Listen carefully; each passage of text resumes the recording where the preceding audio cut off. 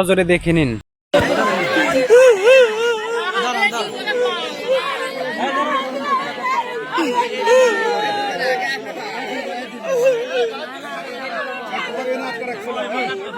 দেখি দেখি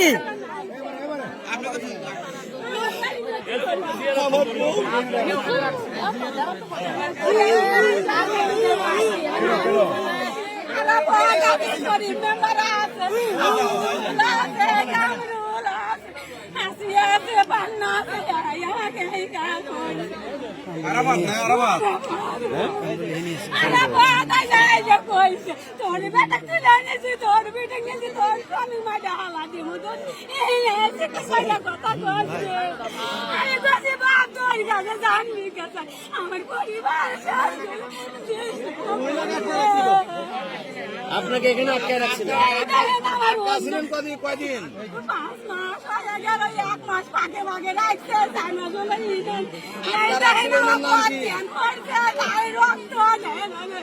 আমার শুয়ে দিয়ে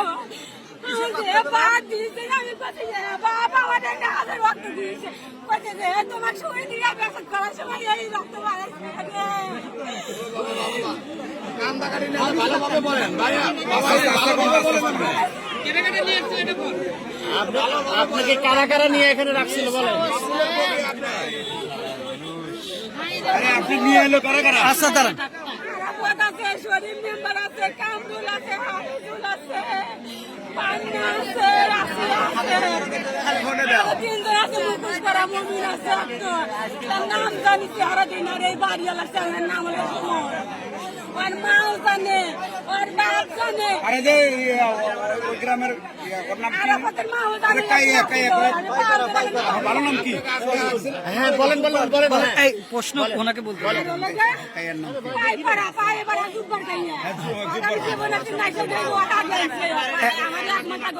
আচ্ছা, আরাফাতের মা কি বলছে এসে? আরাফাতের মা পাও ধরে কইলাম ও ভাবি আমি জানবি কে চাই, চুপ করে থাকতো পায়ের ধর্ম পড়ে, আমি কি আর জানবি জানি না। আপনি রাইখে কি বলতো? কিছুই কই নাই। আপনি শারীরিক নির্যাতন করছে? আমি কি হচ্ছে আমি জানি না, শুই দিয়ে ওকে নরে আমি শুই দিছে কেন? শুই দিছে কেন? আরাফাত আরাফাত বাবা আরাফাত শুই দিছে, আরাফাত। কি উদ্দেশ্যটা কি? কই না, কিছু কই না, খালি কই একদিন আমার খালি করে কিডনি বেশি ভাল বেশি। আপনার সাথে আর কে ছিল?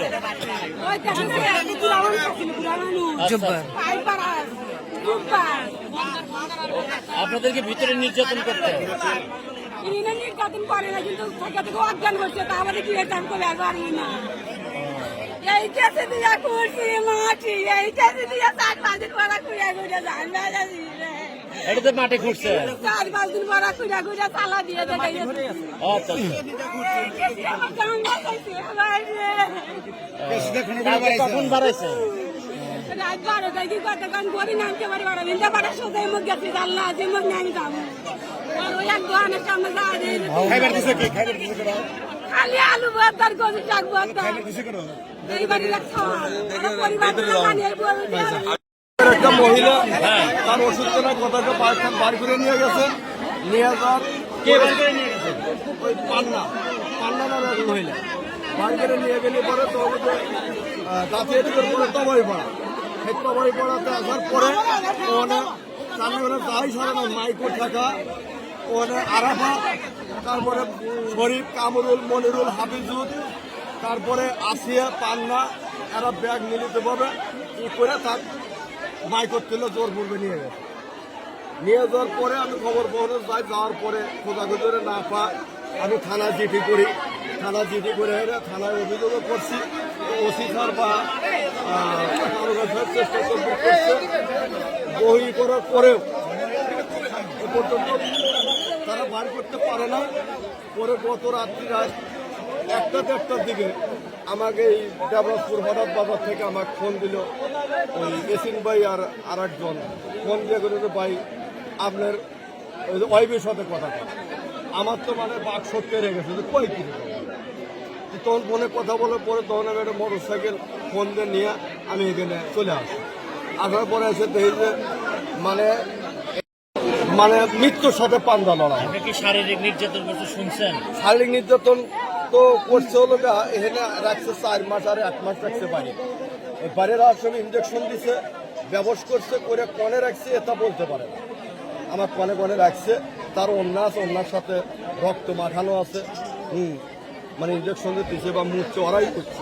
শরীরে কোনো ক্ষত বা এই জাতীয় ঐশাসিক কোনো নির্যাতন এগুলো কিছু উনি বলছেন আপনার? না, নির্যাতন তো করছে, যেহেতু ব্যবস্থা করে রাখছে তাকে সব সময়কার জন্য মানে নেশাত্ম করে মানে ওনাকে নিয়ে যাওয়ার কারণটা কি ছিল? নিয়ে যাওয়ার কারণ হলো পূর্বে ওই শরীফ মেম্বারের সাথে আমার একটা মামলা হয়েছিল।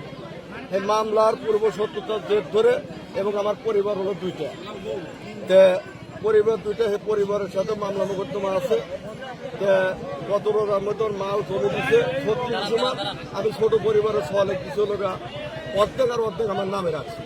ওই বড় বউয়ের ছলেক দিই নেই, আর বড় বউয়ের ছলেক শরীফ মেম্বারের কারসাজিতে এই চক্র। হ্যাঁ, হেতু হলো গডফাদার আরাফাত বলছে যে হে হলো বস, তার নির্দেশ ক্রমে ছাড়া আমরা তোমাকে ছাড়িয়ে পারবো না।